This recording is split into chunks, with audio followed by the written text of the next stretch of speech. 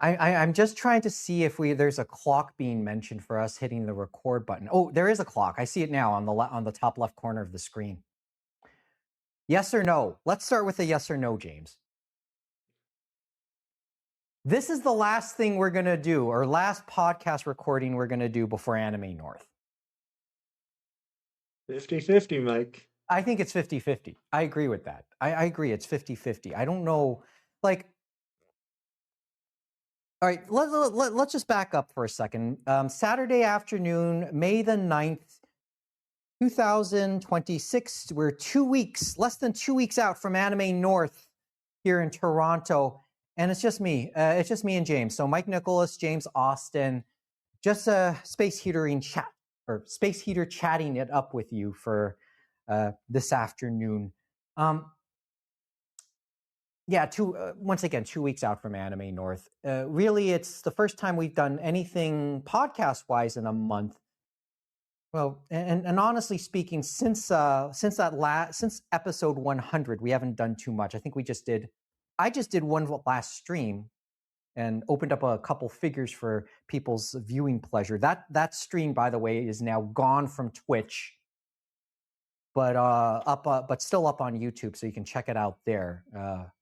Sorry, I don't think we can. You didn't pay Dan Clancy his commission there. That's probably why, Mike. More than well, it's paying for the services and being popular enough. Although during the stream we did get over 30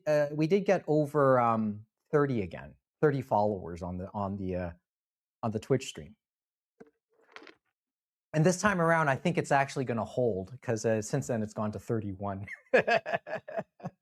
They're waiting for the next Yakuza stream. That's what's happening. Oh, you know what? Okay, on that topic, I'm glad you mentioned that because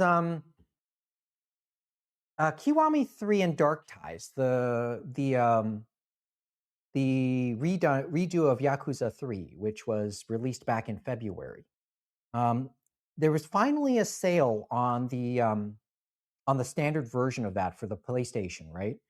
Mm-hmm. And I had some credits to spare, so I did purchase it. I know you could probably PlayStation Plus it, but I don't play enough to justify constantly having a membership. So just remember to go in to activate it, Mike, because you saw that people were in desperation mode, and I think it was the most recent update, but it's not any of the purchases we've previously made. I guess it's since our last update that they're worried because they have started doing refunds like Steam, but I guess they're worried about, issues with that. So basically they want you to go in to kind of like say, oh yeah, you have it. And then it goes from this 30-day date to the indefinite date we're used to. But it was really weird at the beginning because it's like, wait, are we having a weird license on this? It's just bad. There's just some bad communication. And this happens in a lot of businesses and workplaces. And this is like, I'm saying this a bit from experience too, right? This happens, and there's no quick enough effort to quell the concerns. Like this happened, there wasn't, and I just didn't feel like with that situation, Sony or PlayStation or whoever, one, put that up, made that happen, but two, once it came to the surface, there really wasn't a quick enough response, right? I don't know how realistic the response can be quick, but I just never got a sense there was some urgency in trying to clarify that situation when it happened. They obviously didn't think it was important enough in the update to let the fans know, which probably was not a great idea. And many people had fun with them saying they were trying to go under the bar that Microsoft and Xbox did over 10 years ago. Sure, and because they harped on them about, this is your game. I give it to you. It's now your game. Fandom, like our types of fandom, whether it's anime fandom, whether it's video game gaming fandom, And and I'm going to harp on this point again, like I always do. There's plenty of overlap. That goes without saying. It is the most Captain Obvious line I will make. There's a lot of overlap between gaming and anime and manga fandom. And where I was about to go with it is those fandoms, us included, we keep the receipts. Two, we're always in the know. We're always keeping up. You cannot, you just plain cannot get anything by any of us as a fan, as a fandom, right? So this is not because of the fan mentality, probably also because the demographic of our fandom just lends us to be a lot more techno savvy and just plain aware of these type of things. And maybe our mentality is a degree of skepticism too. So our internal radars are just ready for these type of things and constantly search for these type of things. So when we find them, we have no problem saying we found them. And somebody did pretty quickly. So you could and that's part of the crux of this. You have to be like, it's also a lack of awareness of knowing who your audiences are and knowing who your customer base is and knowing who your demographic is. They just know. Don't try and pull a fast one. That's always the suggestion. So, and basically that's what bore out here, right? Mm-hmm. The receipts were after kept. all those tests that different YouTubers and people were doing, and it was like different things that people were asking, like obviously the Sony support and stuff like that. And it took them a while just to come with a coherent answer, but even that is like, okay, I guess we'll see for the future, because we've seen what's happened with Ubisoft, we've seen what's happened with Microsoft and all these other companies, and Sony as well. And the future isn't exactly great for the digital future, which they celebrated again with the Nintendo and the Sony earnings releases, financial releases this week. And both of them were harping a lot on how digital has been a boon to them and stuff like that. Yeah. But for the customer, I wonder. Well, you got your Switch 2 already, right? You've long had Yeah, a no, Switch 2. I saw that we're better off than Japan. Japan, they are raising their prices next month. Everyone else across the world, it's going to be September 1st. So they have a decision to make over the summer, I guess. Yeah, I'm still saving up for whatever version of the PlayStation Portable. Its next incarnation, I guess, will be, right? If I want to do anything portable myself. Yeah, there's a lot of I know there's a lot of question marks on the next generation, but then it's also of, do we really need the next generation? Because it's taken so long for them to get those tentpole games out. And it seems also all these people, especially Sony, has been chasing this um, dream of you know what I mean, live service games that just are not panning out. And when it kind of pans out, it's not because of them. They need to get out of the way. And I'm talking about Helldivers. We'll see about Marathon. That's still a question mark with that and their purchase of Bungie. But it's just like they're chasing this dream, this Fortnite dream, and people are like, "What the heck are you guys doing?" Like Fortnite was lightning in a bottle, and if you've looked at Epic now, they've made big cuts and stuff like that. The dream doesn't last forever, as they say. You know what I mean? With Fortnite and all these other things. Or let's just call it a flash in the pan and not necessarily the start of a trend. Is that where you are on that? It's weird too, because the Sony one, remember, 10 live service games. We've seen Concord, we've seen all these failures and stuff like that. But we also heard from some analysts that all they need is one. And it's like, really, all you need is one to succeed, but you're okay with all these failures. And remember, the failures are in money terms and human terms and all these other terms, and it hurts. And you're basically praying you're not that one, even though it's more likely you're going to be the failure and stuff like that. It's You'll be out of a job, or we could have made something with this money where we could have made, maybe it's not as big of a profit, but it keeps everyone at the studio. It keeps jobs. It gets us a little profit. It moves us on to maybe another project. You know what I mean? Well, okay, here's where, well, one, there's nothing wrong with having failures and learning from them. You know that part of it. Mm-hmm. And you know that mentality. But here's, and I guess this is sort of to your point and maybe sort of in agreement to that point. And I'm going to give a metaphor for you, or something that's an old colleague of mine from my past life told me once about gambling and working in casino games, and especially working among slot machines, right? Which and now if you keep up with me, you know, maybe I'm tipping a little bit too much here, but I think this probably, I just want to put it in terms that I think others will understand. Um,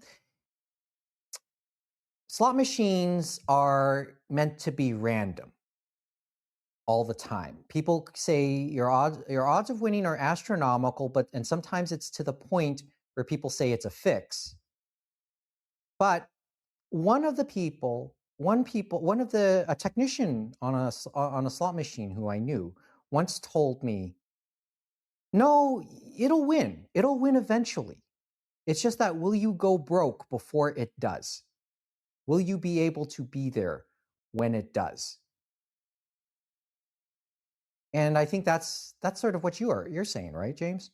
It's You could run out of time and out of you money and could run out of out of time people and money before, you know, before that you moment find before that that. hit. Mhm. And will that hit be big enough? Yeah, and yeah, will it be the big prize or just something a little just below it? And is that enough to say all of the stress, all of the tears were worth it, right? So I think, and that's sort of I think the best way to sum it up. Sony has probably poured so much into live service, and they've come up with almost a dozen failures, I guess, by your count, James. And they haven't found It's that less one. than that, but it's less than that, but it feels like that given what has happened. And it's a simple thing as well that we've seen studios close that were making things that were fine. Like Blue Point is a recent example. They made the Dark Souls remaster for the launch of PS5. They'd done some great stuff. And then we had Japan Studio and other ones we could look to. And then some of the studios that some of these companies have had, they were making single player games or other things, and then they're thrown into something, a genre they're not used to, like live service, and it's a totally different beast, and it's different metrics that they're looking at, retaining players and how to get their money and all these other things. And then what do you expect to happen? It doesn't go as swimmingly as they think. Mm-hmm. It's a And then a lot you're of the times it ends with the studio being stripped and sent off to pasture, so to speak. And I know that a lot of people are looking at Bungie at the moment, and I hope they continue to move forward and stuff like that. But they're in troubled waters, to say the least, with Marathon because, yes, it's on PlayStation and Xbox, not as much players over there. Most of the players are on PC, on Steam, but yes, people are jiving with it, but do they have enough people that they need to jive with it, which is questionable and stuff like that. The player retention has not been great compared to the past success of Bungie, we know as a studio, and they were taking Marathon, a game that, remember, was from their past before Microsoft bought them, right? In the late mm, 90s. It was, remember, it was Apple and stuff like that that was on and stuff like that. And it was a different type of shooter. Now they're bringing it back.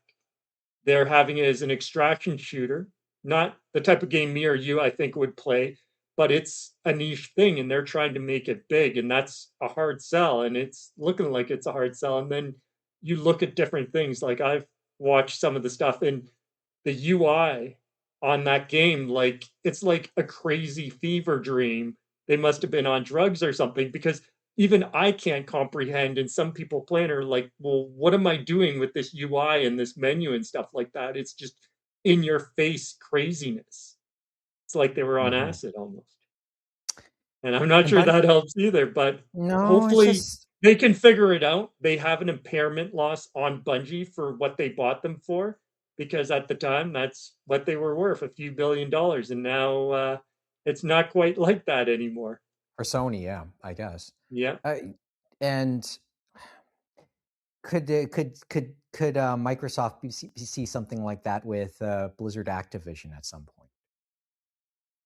Well, Well, or they're is definitely it's definitely interesting, because remember they have the new head but of Xbox and Microsoft Gaming. Phil Spencer looks like he was shoved out the door, and Sarah Bond, which was supposed to be the successor, sounded like she didn't want to be a part. Whatever they were going to give her, she said nah and decided to leave. So now they have Asha Sharma, who came from the, I think, Core AI part of Microsoft, and so that's who had a Microsoft Satya Nadella had tapped on the shoulder for that. So we'll see what she does. There's it's a I lot of mean, question marks. There's a lot of things she's been saying that people are like, okay, intriguing, but we'll see. Like, it's going to be interesting to see how they can even turn that ship around, especially with them, as you said, having Activision Blizzard, and that's now become a big piece, and so they have to figure out how that fits into their overall structure, just like they did with Bethesda and others.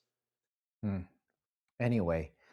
But I guess what helped there is they have their IPs are a lot more well known, and that's probably right now a buffer. But it'll be a buffer for only so long, I guess.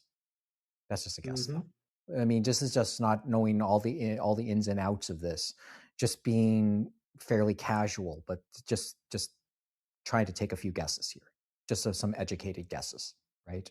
Bungie doesn't have those type of IPs. Activision Blizzard does, and it probably is a good thing to start with, but you still got to make your proper follow through, make it work, and like use that as a good tool, and who knows and at this stage. remember, it's like Halo and all that stuff. It's not Bungie anymore, it's with Microsoft and Well, stuff yeah, like we that, so were you there got to because remember. yeah, Bungie was the original developer behind Halo, but then Microsoft just scooped it, like took them. But then when it was obvious that it became obvious that maybe Bungie wasn't the like they wanted to further develop the Halo franchise, and they took the Halo franchise themselves and took them to other studios. So Bungie Mm-hmm.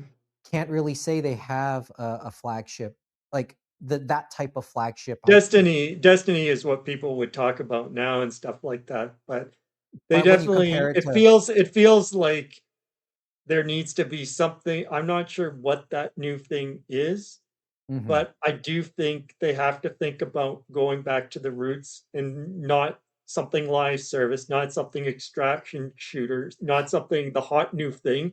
It has to be going back to the roots, and maybe something in the shooter or boomer shooter genre and something like that, and maybe think a little smaller, not bigger. Mm. Well, anyway, but I guess that's another discussion. Oh, okay. So I did say we were talking also about the past stream. One thing you probably haven't noticed to the listeners out there that I haven't done lately is I frankly have not had time to make shorts based on any stream we've done in, well, basically 2026, I think. Um, or maybe a couple, but not many, right? But like in at least 3 months, I would say. After I did that stream a couple weeks ago with with the figures I revealed, then I decided to just do a little experimenting and run the video through an AI service. In this case, it was Opus. I didn't get a chance to put up any of those videos that Opus suggested before they expired because on their free tier. But I don't know. It's just, but they were interesting enough. I just didn't get a chance to really look at them and possibly edit them because I can. There is a simple editing suite with it that probably could work for me. Do you have a thought, James, if it's worth considering investing in that? We've invested. I mean, things have been invested already. Whether it's server space for the podcast or using something like StreamYard, right? Mm-hmm. So I'm wondering if it's just It worth just trying. it just depends on, as we said with those tools, you have to try them out and you have to decide for yourself, is this a tool that I feel will help me out, save the time, but give me enough of the quality I want so that when I come to review it, I can be the human intervention. If I like it and make a few changes I can and then I post it. But if I don't, then you know what I mean? You just The put it in first the view bin. I got, yeah, the first view I got of the video when it made it, there was some potential. It's just that I had to take some time to kind of re-edit, to edit a little bit, just camera angles and stuff, because it crops up the images for Hmm. vertically. So I could have rearranged it. I could have changed the video so that at least the cropping could move properly in terms of the stuff we were showing off. So I think there's a potential there. The thing is, it's probably like from what I could read, Opus may not be as good for game streams. And if we continue the games, um, if and when we continue playing on the stream, or if I continue doing it, that's where it could get interesting. But Opus is good for talk just chatting streams, and or seems okay for just chatting streams and podcasts, right? So and there is a b-roll function. So for reference, yes, we have not made the move to doing a video or a more video version of this podcast because honestly, many of us are camera shy, are not totally comfortable having cameras around, and I understand that. But with it, I've tried to think of other ways we can still promote the podcast in short form, and maybe this could be an opportunity, just being able to do highlights with a b-roll. Basically, and what I mean by b-roll is, overlaying the audio with images that might be relevant, right? Other images and Hmm. videos that might work out. So this is just what we're thinking about, and so you guys know what some of us are thinking, or what the thinking is in terms of the podcast and the stream's future, which frankly is all on me. But we all have lives, right, James? This is why we're not here all as much as we would like to be. I mean, Well, until one of us you wins have the lottery, right? well, that effort continues. Although, and I somebody did win the Lotto Max last night, so it's back at 15 million. haven't checked my Um, tickets, so don't jinx me. I jinxed myself since the Lotto Max format, by the way, changed in the last month. I think the most I haven't won so much as a free ticket lately. I thought I the actually odds were had an supposed to okay be better. to win a prize, not the big prize, but a prize. Well, I've you could win actually $100,000. Oh, you could win 100,000. Yeah, they have those minis now, right? Yeah, Um, minis. Yeah. I don't know what they call them, but anyway, or what's the actual term they use? But I believe it or not, I was on a better run before the changes, or maybe it is believable to think that. Anyway, but just a thought. I want to at least lay that thought so you know if what I'm thinking for the future, James, because the AI part is actually something James and I haven't mentioned to James until this moment. But he sort of knew I was but he probably understood. I think you saw that thought coming with the way I had been Hmm. talking over the last couple weeks, and We had talked about on different ideas and stuff like that. I know I had mentioned, remember, Ascendance of a Bookworm, the new season, and people caught in the first episode of the opening. There was a bit of AI use and stuff like that, and it was a question of, was it Studio Wit? Was it one of the contractors? All this other stuff, and it ended up Studio Wit took on full responsibility of that, whether it was them or not, for that one of the backgrounds in the opening and stuff like that. Because remember, there's many people responsible for creating the openings, the endings, the actual animation during the series and stuff like that. Yeah, But and the line, as they said, some of them I know online are taking very strong stance, obviously Gen AI and all that stuff, but the genie's already out of the bottle. It's just a matter of how we're going to use this tool and stuff like that. I think in the video games, in the anime and all that, some of them are using it at different parts, and different contractors are probably using it at different parts. But the key thing is there has to be that human touch within it as well and stuff like that. And I think the greatest example of that is from Media OCD, Justin Zafakis and his team and stuff like that, talking about um, AstroRes and stuff like that. And AstroRes is an AI technology and stuff like that to help them up to bring the image like from the Digipane era, which wasn't in HD and all that stuff that they can't do from film or stuff like that, to a better degree of, you know what I mean, quality. And they originally were skeptical, and it took them a while, and then they worked on it originally with Aiko before they found the film and stuff like that. But that was a good testing ground, and they've used it in other anime since. And it's not like they use it through the entire episode or through an entire series. Sometimes it's just for 5 seconds or something like that, like in Kite, or a few seconds in oh shoot, I forget now, Memories. It was the first episode of Memories. They used it for a tiny bit, but just to help out certain parts.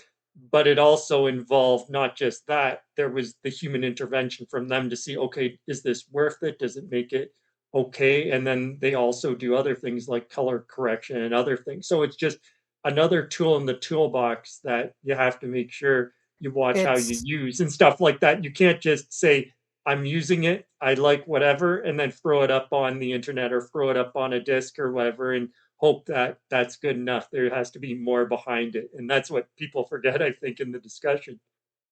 yeah, I mean, okay, so let's go back to a couple of like things we've talked about, like just in the past and then just in the last couple of minutes.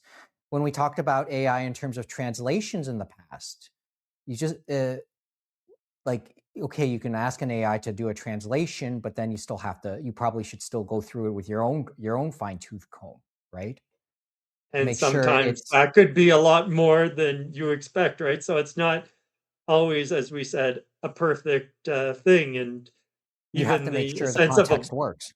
mhm. Hmm. And the You have to ascendance make of a sure. bookworm thing is kind of like we've seen with video games, like um, some of them they use it as pre-production and stuff like that, you know what I mean? And especially in the bigger games, we've seen sometimes one or two images gets through and stuff like that from pre-production. They forgot to just take it out and put something else in, right?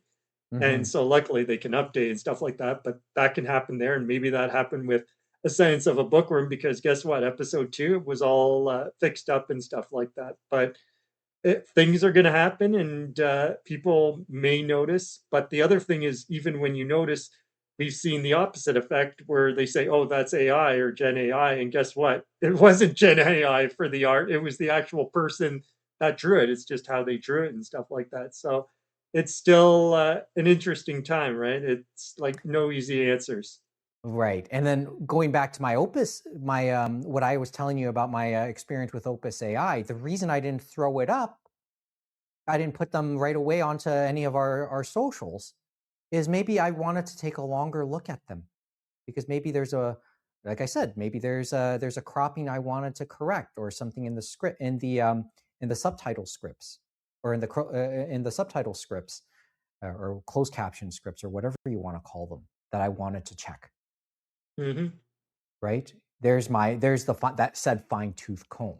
So my understanding is I do have the opportunity. There is a free tier. There is a opportunity to use at least the pro tier service for a longer free period, like a month or something, before trying to commit for any subscription. And maybe I'll take them up on that whenever I feel up to possibly giving myself time to doing that. So just something to look forward to, and this is an encouragement to both of our listeners who will be hearing this, check out the YouTube video. Or check out the stuff on YouTube. I wish I could say Twitch, but it doesn't stay there that long. Okay. We are here today. As I said, this is we are 2 weeks out from Anime North. This is the first time we've done a podcast recording based on anything that's been announced for Anime North, at least because a lot of announcements from early April have been made since then. And so we want to start to look ahead to Anime North, TCAF beyond that, the Toronto Japanese Film Festival will also happen in June. There's a lot going on here in Toronto. There's a lot of news here in Toronto that I think is of interest to our fandom. And we kind of want to at least start to look ahead. I mean, we are about a third of the way through anime. So, and there's a lot going on in Toronto. I mean, today also, cherry blossoms technically were in peak bloom last week, but I think if you still want to go to the spots here, to most spots in Toronto, you'll still see a little bit of pink on those trees and have a chance to check them out. But I think they'll start falling off if they haven't already within the next couple days, just in time for Mother's Day. Everyone needed their spring jacket, right, Mike? Because it's been going cool. You know what I mean? We're waiting for the warmth. Mo made a suggestion to me yesterday because he had been observing a good chunk of this himself over the last week. The cool weather may not be necessarily a bad thing because that's probably what's it may have kept the cherry blossom season going just a little longer than expected, because really they start to fall off when it gets warm, right? And it hasn't. And quite honestly, we are below average. We've been below average since roughly peak bloom here in Toronto. So this week might be a good chance to still check. This weekend, as the weekend goes, might still be a good chance. But yeah, there's a lot of Toronto anime stuff worth talking about over the next bit. So I guess that's part of the summary for the rest of the Space Heater and maybe a few other things. What do you want to say? Well, where do we start with Anime North? Do you have a reaction to anything that's been announced for Anime North to this point, James? Because this is the first time we've talked since the Inoue family have been announced. So mother and daughter, Kikoku and Honaka. So I think there's a lot of guests that we want to go and see this year, and so I think they're saying 30 years this year. That's what they're trying to. It's referred to. Okay, I'm gonna say this again at North. Okay, but I'll say it here now since everyone likes to use the phrase. At AN, when they build this at the end of last year's show, they refer to it as "Join us again for next year, the 30th Anime North."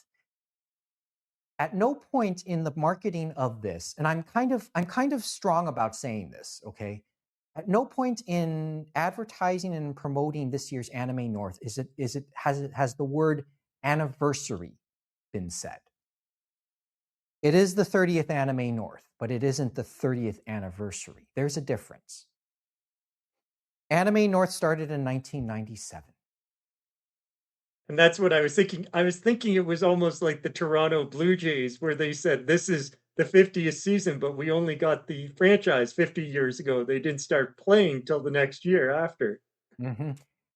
If you want something more recent, refer to the NHL, because when the centenary of the NHL happened, they called it, I think, the NHL 100 game and the NHL at 100 or something like that. But remember, the two Canadian outdoor games, the one in Toronto and then the one in Ottawa that happened almost a year later, they were promoted with the number 100, but they were used in different contexts, right? One was to celebrate the beginning of the 100th year. That was the Toronto game. And then the other was to promote the actual year to date, 100 years to the date of the first NHL game. That was the Ottawa game. And this is sort of and I sort of look at Anime North, what we're about to start on Anime North, as that. So the 30th Anime North is a celebration of the 30th of the beginning of the 30th year of Anime North, but the anniversary will happen next year. And as I said, I feel very strong about that, having been to the first Anime North myself. But they definitely, as we said, they've been getting a lot of nice guests across the spectrum and stuff like that. We talk about the Japanese guests with the Inoue family, and I'm guessing the father might as well come too, and then they'll take him to Niagara Falls or something. And then they also had get some ice wine while you're at it. That was Uesaka's Sumire yeah. Uesaka's request, but yeah. And then the other thing was we got some more industry people, just like they had done a few years past. So we had one animator, Takahiro Yoshimatsu. Yoshimatsu, Yep, we Takahiko. have, Yep. and he had been doing stuff like Old Trigun, and he's been in the industry long. We had two people, I believe, from Studio Trigger as well, so that's nice to see that. And then we have Takahiko Abiru as well, so that's another one. He had worked on Vinland Saga, like for animator and character design. So we've had a lot of different people working in animation behind the scenes, which is nice too, that they're bringing not just the voice actors on the Japanese side. So it's really nice to see that, because it depends. Some years there are people that intrigue you, and other years it's like not so much, as we've always talked about. But I think this year is a packed year on the Japanese side, that we want to hear some of their panels, and then for the voice actors, we may want to stand in line, because I'm sure there could be some lines for the two that are coming for the Inoue family, as we said, right? For both the mother and daughter. And Like it's yeah, like I think for for all the criticism that AN has always had for lack of Japanese guests, I think they're trying to really, and they're making up for lost time. I think they're doing an okay job at making up for a lost time, any perceived lost time. I think it depends too, is, as we say too, there's many factors. It's like not getting from Japan to Toronto is not as easy as getting from Japan to somewhere on the West Coast, right? Like Seattle or LA or Vancouver and stuff like that. And then the other factor we figure in too is we're competing in May against a lot of other big cons and stuff like that that are happening, like Anime Central. Sometimes Anime Boston happens the same weekend as us, but this year it was on the Easter weekend because it flips. And then there are other ones that happen too, right? Like in North Carolina, there's Animazement, was right? it That's Animazement, is it? Is it? Animazement? Then there's the one that's happening in Atlanta, Georgia, that happens usually during the same week. That's more of across the board for anime, video games, and stuff like that. I should remember the name, but So now it's escaping me. But so there's yeah, anime as well in the West Coast, in San Jose area, I believe, as well. So yeah, I mean, anyone who wants to. So do you really want to? So let's have that discussion. If you really want to rag on AAN over this, and of course, and we've always stated, um, it's a fan run. So sometimes the resources aren't always there, or that the type of resources that's needed, and it's not necessarily monetary, but the resources that you think would be able to pull off these type of guests aren't always there. It's a revolving door of those resources, and the revolving, that spot in that revolving door just happens to line up this time around. Yeah, Right. and they definitely have, as we said, they have some more English voice actor guests, so that's good too. And it sounds like there's a bit for everyone. You know, I mean, Canadian from Well, the Funimation side, and even from the LA side, like we have ones that we may remember more from the past, I guess now, like Carrie Savage is coming over, and I know she's been here before, I believe. And then we have other ones from Crunchyroll Funimation, like Adam Gibbs is coming. We have, what was it, Brittany Karbowski, John Gramelin, and then they Adam had Gibbs, some Alan other Lee, yep, Gary Chalk. Gary Chalk on the Canadian side. Yep, Alan Lee on. I think he's more. I'm not sure if he's West Coast or not, but yeah, he's been in a few things, as we said. So they have a good mix there. And then the other thing that we kicked on talking about is all these conventions. with the new age we're in, and probably it's easier to get certain guests, maybe not always, because it's not like they can go to every convention every weekend, even though I guess you could technically do that. Is they've been getting a lot of VTuber guests and stuff like that on that side. So they've had announced a lot of VTubers and stuff like that. And I think Zentreya is one that a lot of people know and stuff like that. And they have different VTuber groups, it looks like, and stuff like that. So I'm sure a lot of people look forward to that as well. Well, the one that's intrigued me is on the gaming side. Victor Lucas is coming out as Yeah, well. We no, talked about this I last had night. told you that they they're in the North Building now and stuff like that, and obviously they have a lot of different board game guests and stuff like that, and it's great for those people. It's like not as much interest on our side, but it's great they get a lot of different things. But it's really nice that Victor Lucas could come back. He's been to Anime North once before, and that's when gaming was where it used to be across the bridge and stuff like that. So as he said that time when I talked to him, it's like he was enjoying his time. He's like, yeah, I want to try and go over to the Toronto Congress Center and see what's going on, stuff like that. But this time, since they changed it last year and they have the whole Congress Center, right? The North South building plus the Delta, he'll be in the North building of the Congress Center. So he'll be able, you know what I mean, to see a lot He'll more be of the convention. It'll be more condensed. So it's better for people like him and stuff like that, which will be Mhm. great. Yeah, and Victor Lucas. I mean, in terms of news coverage of the video game world, He's a he would legend. be He's a he would legend. be a So that's, historic figure. He would be a and historic figure. it's, He's easily 30 years in that. So and I know obviously he's been to a number of fan expos over the year and stuff like that. So he's covered a number of things like that and Comic Cons in San Diego and other places. So I think a lot of us have seen him obviously at Fan Expo and other places. So it's nice that he'd want to come again to Anime North and see our side again and stuff like that. So mhm. So that's sort of interesting in and of itself. But there's Anime North. Can I play a yes or no on this? On what sure. on one thing that could happen? The Inoue family Inoue family autograph line will be probably the biggest that Anne has ever seen. I'd say it'll be up there. I know for us, we had some things we talked about getting signed. I think I said I ended up finding it was from Comics One, and so they had the Please Teacher and Please Twins manga and stuff like that, but they had released a Please Teacher fan book, and that's I think what I'm going to get signed. The Please I've Teacher if I can. So I think a lot of us are going to have to get there an hour ahead, maybe, just to get This something could signed. be hilarious. Yeah, I know. I don't have as much anything I'd want Honoka to sign. I don't have anything from Fragrant Flower. I'll be honest about that. I was gonna say we have Fragrant Flower, and she was also Anne and Anne Shirley and And stuff like surely. that. And So usually you'd have something that would have come out and stuff like that. But with the world we live in, as we talked about with Crunchyroll, there's not as much of things we would get normally that we would love to have signed. You know what I mean? mhm. Whether it be a Blu-ray or whether it be something art book or manga related or something like that.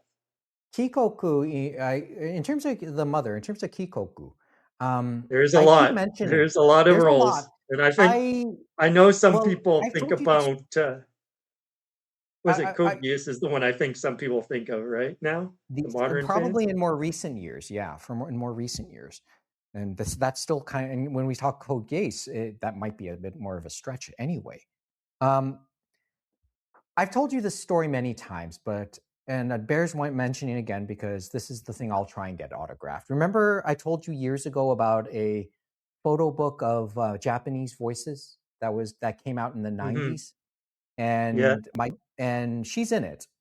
And my goal with it was to get as many autographs for it as possible. And funny and happily, there's at least been one. Um, Hikaru Morikawa or Midorikawa. Hikaru Midorikawa, who came to Anime North more than 20 years ago, was around, and I was able to get an autograph for that book. So I have to find the book. I know it's in the archive, Mm. and I'll bring it along. And at the very least, It'll probably be on me when we do the Anime North episode, so I'll show it to you then. Right, and she's in the book. There's 2 spreads. One's a color. There's and the black and white, which was standard for the book. So that's my goal. That's my goal. I want to see if I can get an autograph for that book. So, well, but that's and as I said, I've said that many times. So, and I don't think many have ever seen the book. So I'll show it again, and probably it'll be the first time in years I've seen it myself. Okay, so that's that's something to look forward to.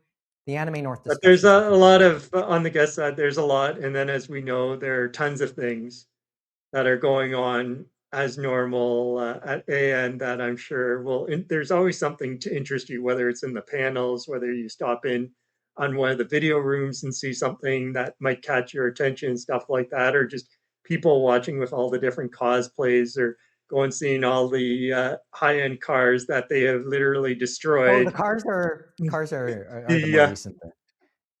Yeah, no, over the years they put them in a good spot last year and stuff like that. It was kind of at the end of the South building, just when you were coming out of the dealer's room and stuff like that. You know what I mean? So you could start to see them, and some of them, they did some incredible stuff with some of them. I got to respect some of them. Yeah. But I do wonder about how that affects them trying to quote unquote trade it in again when they get the new one. Redo the paint job. So there's it'll be a conversation at the dealership, right? Oh, it would be. I would like to be a fly on the wall for that. All right, so there's Anime North, at least to set it up in a nutshell. As I said, the talk will continue there. We are a lot of people will have fun this year, so hopefully the weather gets warmer, right? So we'll see how it goes. Well, you know what? Maybe I'm one of the few who actually was at peace with some of the cooler weather. It made it more easier.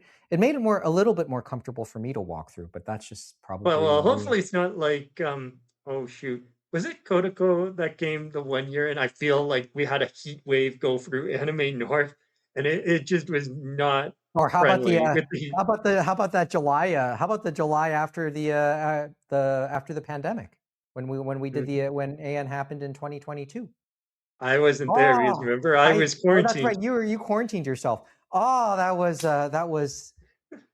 a try. I'm going to tell you that. Looking back on it, that was quite the effort to have done. And I know we've had some years, obviously, where it has rained and stuff like that. And that's another great thing about being all on the one compound of Toronto Congress Center, North, South, and then Delta, because I remember the other setup where you're going across the bridge, and I remember going across the bridge a few times where it was pouring rain on us, and that was a moment you can never forget. Check the forecast for 2 weeks from now. Okay, so let's go a little bit. So AN is the first major event. And now we get to the one where it's interesting, because normally they always remember they used to be Mother's Day weekend. And they have done other ones before. So they've done late April, I think, once before, but mostly it's always been Mother's Day. But the last one they did, since they moved from the Toronto Reference Library, instead of being 2 weeks before Anime North, Toronto Comic Arts Festival, or TCAF as we call it, in Toronto, is now 2 weeks after Anime North. So it's June 6th and 7th this year. And last year we had talked about it. There wasn't really any Japanese guests or anything like that. But this year they were able to turn it around and stuff like that. So usually they always got one, but last year that wasn't the case. But that's how it goes sometimes. As we said, it's hard to get guests, right? So they teamed up with Kodansha USA, right? And they got a Yuri artist. So the Yuri artist is Baton, which is coming the 6th and 7th of June to TCAF at the Mattamy Center, which is near I'm going to say Ryerson University, because that's just how I always say it, but I know TMU, or whatever they're calling it now, is what people call it. Oh, but come on, keep it simple. Maple Leaf Gardens. Well, okay, we can say that too if you want to say Maple Leaf Gardens. Former Maple Leaf Gardens. I could have say it's above a Loblaws. Is that because that's accurate too. All of that's correct. Anyway, that is correct. Right. But yeah, former Maple Leaf Gardens. is where it's happening, and then I think they're doing a few panels at I think it's the Marriott Gardner, whatever it is, around the corner or something like that. So they do have that, but they do have a lot of stuff going on at former Maple Leaf Gardens. They take the ice, and then they take one of the basketball areas, and they have a lot of different tables, so that's great. But there's only in one regards basketball to area below, but yeah. yeah, but in regards to guests, it'll be interesting to see the panel with Baton. And so for her, she has released some stuff, like Kodansha USA has released some of her works, and that includes Runaway with Me Girl. And then Secondhand Sisters is another one that's come out from them as well. And then I think there's some other ones, but they obviously haven't come out yet and stuff like that. But she's primarily a Yuri artist and stuff like that. So I'm sure that'll be interesting to hear from her and stuff like that, because sometimes I dip my toe into Yuri and stuff like that. I haven't read any of her manga, but I'm intrigued to see what it looks like, because there can be a breadth of different things handled. You know what I mean? Whether it be Yuri or Yaoi or other stuff, and sometimes it's intriguing to see what happens, right? Mm-hmm. And Just for then reference, okay, keep going, keep going. Let's. the last part was that was intriguing was that, remember, usually it's just one mangaka that you usually have come over, but this time they have, that's the major feature, is Baton. But the other ones is supposedly they're collaborating TCAF this year with Mint, which is Manga International Network Team. And it's a project from Japan Creator Support Fund Initiative. And basically, it's early career manga artists and their editors from Japan. It's like to increase their visibility and value and diversity of stories and stuff like that. And so they're going to have four of these early mangakas coming over to TCAF over the weekend. And so one is Keita Katsushika, and then the other one is Marco Kohinata. The next one is Tokushige Kawakatsu, and then the other one is Mocha Onamai. And then the interesting one is Marco Kohinata. It sounds like Glacier Bay Books, which is an indie manga label and stuff like that. And they get some real interesting mangakas and authors, you know what I mean, that are kind of not the normal thing you see in Jump or other things. They're supposedly going to debut one of that mangaka's works, I guess, there at the show and stuff like that. And they're hoping that they can bring it over, called Akari and stuff like that, from Marco. So hopefully we see that, and then maybe I could get that signed. But the other ones, I'm intrigued to see what type of artists they are, and just see what type of different art there is, because sometimes it's interesting to see that side, right? Mm-hmm. Mm-hmm. So, I mean, that's TCAF in a nutshell. We don't really talk at length about TCAF, I admit, because I've never been to it myself. But this is a thing. This is a thing I know for you, Kevin and William, James. Mm-hmm. So and Amy too. Like for everybody else around the table, I'm just never there. I just never get the chance to go. But there's a degree of respect that I've always had for the thing, especially hearing from it from you guys. Because I could never Yeah, give no, myself the there's time to go. a lot of indie press and those type of comic artists and stuff like that. So it's things you normally don't see, obviously, right, in the more mainstream, but interesting stories, interesting people. Even on the Japan side, I think last year I got a few things from Hollow Press, which is basically from Italy, and they have some artists from Japan, stuff like that, that they sometimes promote and stuff like that, which is interesting to see. And then Glacier Bay is there, and they'll be there again this year, and they'll be a lot bigger because, unfortunately, as I think we had mentioned before, remember they had taken over Starfruit Books. And so Starfruit Books, unfortunately, their founder had passed on last year and stuff like that. And you always worry, it's like if something like that happens, how will they ever continue? And somehow Glacier Bay was able to, I guess, discuss with them a path forward, and they were able to figure something out to continue on that legacy and stuff like that. And they're supposedly it moved some of the books from Starfruit to Glacier Bay, and they're going to start to try and get some of the licenses they may not have released yet to get them out there. And they had some different horror manga and different things that were more niche or a different style, right? More indie, just like Glacier Bay. So hopefully some of those we'll see there too, and people take a look and strike a interest, right? Because it's interesting to see the different genres, different art, and some of them they're manga, but some of them don't always feel like manga, right? Because art is art, and the different artists could have a different style and stuff like that. It might strike your fancy, right? That's how TCAF works. So that's it. June 6th and 7th, right? That's the dates.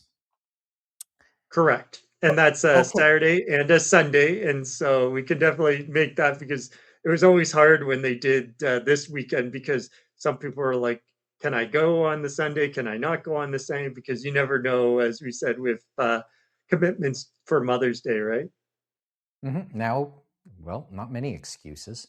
And just less than a week before the World Cup begins.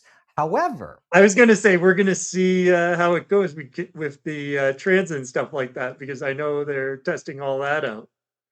Well, hopefully the latest subway closure this weekend will be settled by then. Well, I guess the good thing is that even if I go to these different things, and as we talked about the next one, we'll still be paying the same price we always were, because if we were going through exhibition or to certain other things, other places for the World Cup are charging extra fees for transit. So we are lucky in some senses. Mm-hmm. Well, just worth noting. However, the last thing maybe we should mention on the Toronto community calendar that's worth mentioning, at least right now, will happen 5 days after TCAF has ended, and that's from June 11th. And the World Cup begins, so they're going to have an interesting because it's the 12th, right? So that happens like starts on the 11th, actually. Yeah, it actually starts on the 11th. The Toronto Japanese Film Festival begins on June 11th and runs through June 26th. By the way, also at the same time at the JCCC, and this is all going to happen at the JCCC. I think they'll also be having watch parties for Japan's games at the World Cup as well. But I think that would make sense, right? Yeah. Yeah, they are. They're actually. I looked on the JCCC website. They're actually and the Japanese Canadian Cultural Center. Sorry, that sounds so condescending to put it that way. They are. There is a posting for vendors during those watch parties, by the way. So just for reference. But the Toronto Japanese Film Festival will happen once again June 11th to June 26th. 24 films will be shown. This is the 15th year of that festival. Lots to choose from that, but I guess the highlights for us, at least for us as our fandom, there is an anime show. I forgot I have to look at it. I have to be careful to be sure which one we're showing. The Last Blossom will be shown on Sunday, June 14th. That's the North American premiere of that. And maybe most notably, it will be the first Saturday, just the day before. Saturday, June 13th, is the North American premiere of the live-action version of 5 centimeters per second. So those are planned for, those are the two highlights. And Anime North does have a sponsorship. They do sponsor the anime entry during the film festival. So this might be something of note, and maybe to beat a dead horse, we'll probably mention it again just briefly at Anime North itself, just before we end off our tapings there. So those are the two tickets. Actually go on sale tomorrow, May 10th, and personally, James, I do want to, for obvious reasons, I'm curious to see 5 centimeters per second. The early reviews are actually mixed. I think one of the biggest criticisms was it probably, like, how long was the original anime movie? Probably about an hour. It wasn't that Right. long, remember? And it was split up into parts too, right? So Yeah, it was split up into parts. I think by my understanding of this version, this runs 2 hours. so there was a bit of So padding in they, there, so I'd they, say. so they stretch it out, and I think people weren't happy. And I think a lot of the criticisms of the movie was it really necessary to do that? So, I but guess the sometimes question is, did it get the Makoto Shinkai stamp of approval? isn't that the million yen question? Is it not? Uh, Is but maybe still, he I was could. okay. He's like, hey, I can make it even longer. It's like, here are the ideas. Oh, you think he should have said, okay, if I was doing the like, here's things I didn't get a chance to try in this, so take it for what it is. You think you could have done Uh, something like that? you never Well, know, there right? you never know. So there's just touching on that, and who knows? I think that any thoughts we have on that could be a space heater chat, right? Probably Yeah, over it's the like phone. hopefully, it's like as we said with all these different events, hopefully people will be able to get out to them, especially the ones that are kind of normally in that you know what I mean? That June period where the World Cup is going to be coming. So it's going to be an interesting time for some of them too. It's just people trying to take extra time to get to the different places, right? So, Right. Anyway, there you go. There's the thoughts for everything. That's the Toronto community calendar going into mid June. So going for the next month and a half almost. But we do have one more Toronto story to talk about today. Just before, and then we'll continue the rest of our little chat here. How much do we want to talk about Terry Hawks? Like, well, as we said, we've seen her many times over the years at different conventions, and a lot of people of us remember her fondly, right? Just like a lot of those original Sailor Moon voice actors and stuff like that. And we all remember that, and they talked about doing it in Toronto and stuff like that, and the process. And obviously, where they record doesn't exist anymore. It's probably a condo now, but that's how it, Toronto is. You know that, right? So Terry but Hawks for okay. Go ahead, finish your thought, and then we'll but you know it's always interesting to see what happens in the future and stuff like that, or what maybe they were doing on top of voice acting and stuff like that. So you can continue from there. Terry Hawks was the first English voice of Sailor Moon. She had been set to do what was then called she was set to do what was then called CN Anime, the very first one, which would eventually become Fan Expo, or the anime component of Fan Expo. Back in 1998, she canceled that appearance last minute, but the rest of the the original English Sailor Moon cast, since they were based in Toronto, did come out for that appearance. Um, the news this week, new word came out this week that Terry Hawks is running for Toronto City Councillor, Ward 11, University Rosedale. Um, so she registered to become a candidate for the civic election that'll happen here later this fall. We've talked about, at least when the mayor stuff happened when and the by-election that elected that saw Olivia Chow become mayor of Toronto about 3 years ago after a sex scandal involving John Tory. Oh, that was still awesome to know about. But Well, I think none of that would have happened, Mike, if we didn't have COVID. I think poor Mr. Tory got a little lonely during COVID and then made a bad decision. That's basically the Coles notes you need to know, because if COVID didn't happen, he probably would still be mayor because he wouldn't have been lonely. yeah. Anyway, and probably going for yet another term. He just for reference, Tory has stated he will not run this time around, and but neither has I but think Chow I has. think that was pretty much a given, but obviously you never know with the way people react, right? So I'm sure there were people that asked him, and he probably made the right decision. It was probably time to say, you know what, it's not. I'm a little too old for this. Let's pass it on, and maybe someone else can give it Politics a is that go. politics is a blood sport. I think he's let off enough bodily fluids. Yeah, no, from the provincial side and now the city side, and probably I'm sure if he had run, I'm sure there were some people that would bring up some skeletons that, dude, we really need to hear about them. Well, the biggest one already happened. Anyway, well, yeah, something like that. Yes. and for reference, Olivia Chow hasn't hinted what her plans either, so that's very much up in the air as well.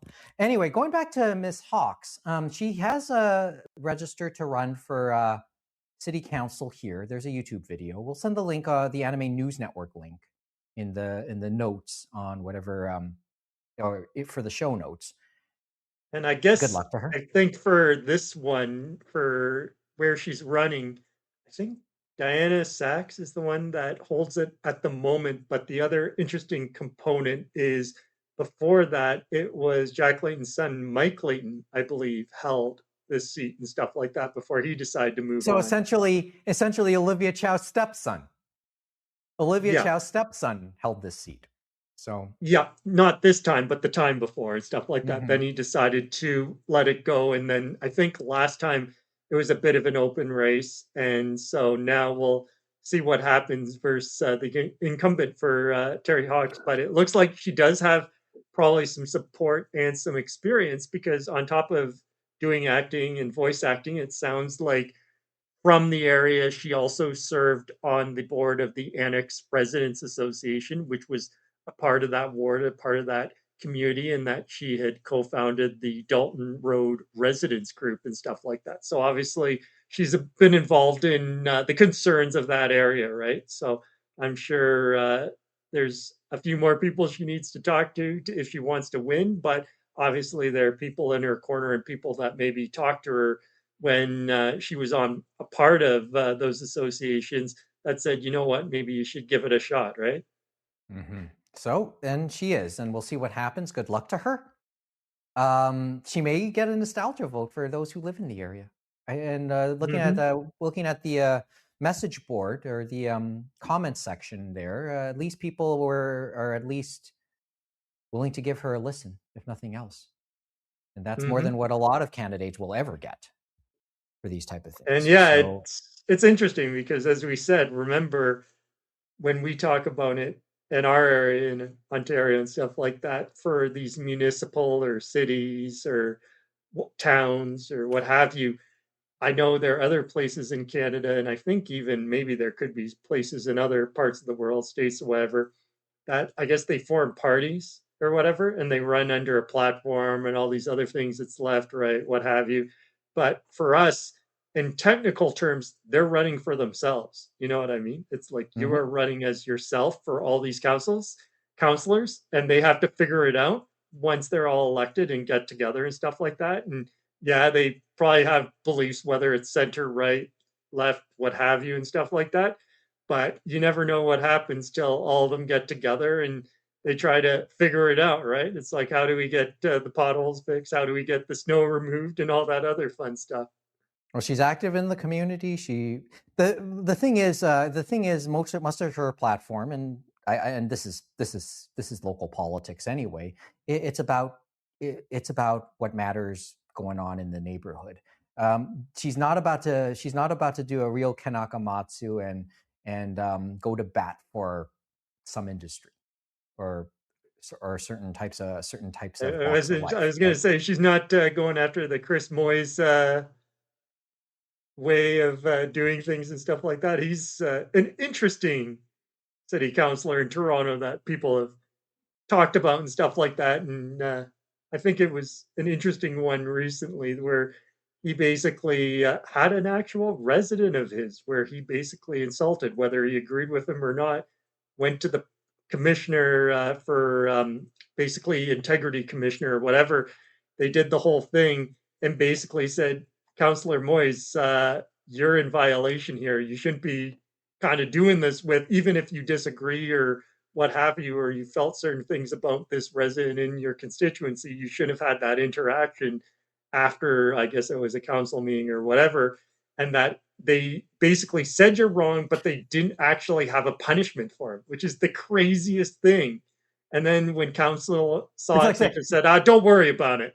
And we're just like, how does this make any sense? And then the topper on it is this Councillor Moyes for that basically he had paid for some of his representation, like a lawyer or something, right, for the Integrity Commission, and I think it was like 20,000, or it was a decent chunk of change.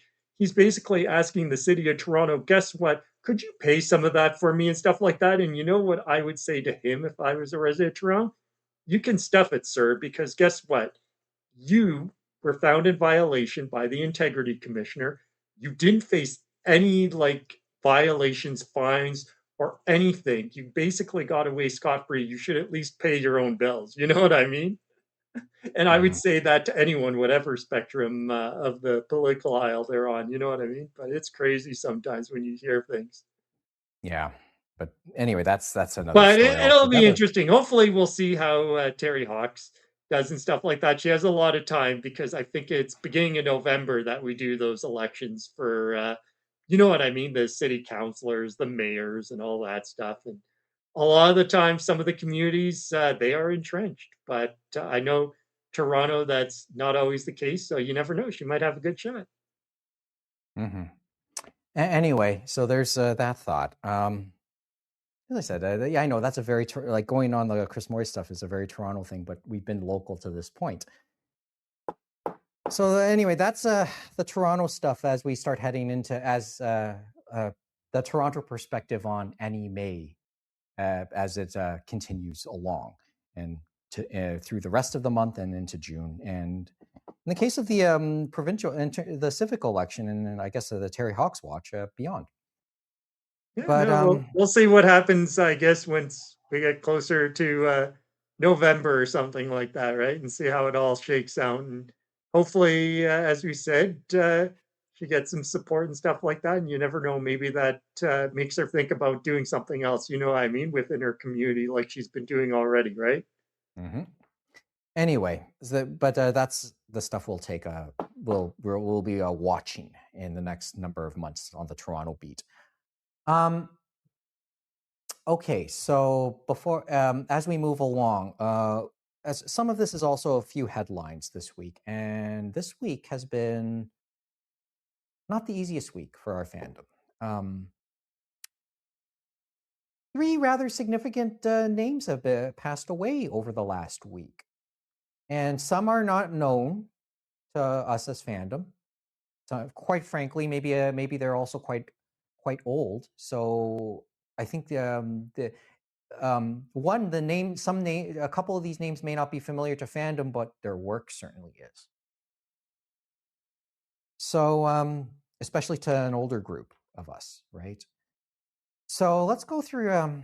Let's give a memorial and a thought for each of these guys, each of these gentlemen. So where do we? Which one? Which name do you want to start with, James? This week? Why don't we start with the anime one first and stuff like that? They're Because all. this one's some of them it depends on how you look at, but this one's all anime and stuff like that. So this one would be anime studio Nagomi had revealed on Thursday that director and writer Tatsuo Sato had died of liver failure, unfortunately, on April 24th, and he was 61, and that he had been trying to get medical treatment, but he wasn't able to win his battle, and he had done many different animes over the year from the 90s. I think me and you, Mike, remembered him from Martin's successor, Nadesco, and stuff like that, directing that. He had done Stelvia as well. Stelvia And I was a big fan of mhm. myself.